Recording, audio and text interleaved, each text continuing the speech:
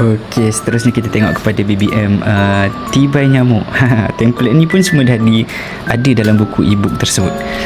Senang je. Print template ni, laminate kan, pasang velcro tape. Ni boleh beli dekat kedai RM2. Pasang velcro tape, siap pakai. Cara permainan dia, guru-guru boleh pecahkan murid kepada beberapa kumpulan dan sediakan murid setiap kumpulan tersebut benda-benda ni. Okey. Contoh ada 2 kumpulan. Okey. Guru akan bagi soalan dan di sini terdapat jawapan-jawapannya. Okey. Bila guru dah selesai bagi soalan, murid perlu memilih jawapan yang tepat dengan cepat. Okey, siapa yang cepat dia yang menang. Okey, kumpulan mana yang cepat? Contohnya, cikgu bagi soalan, apakah maksud Ramadan? Lepas tu ada kumpulan tu nampak masa Ramadan tu dah kan. Dalam kiraan 3, 1, 2, 3. Pam. Terus ambil yang paling cepat itu adalah kumpulan yang berjanji. Begitu je permainannya.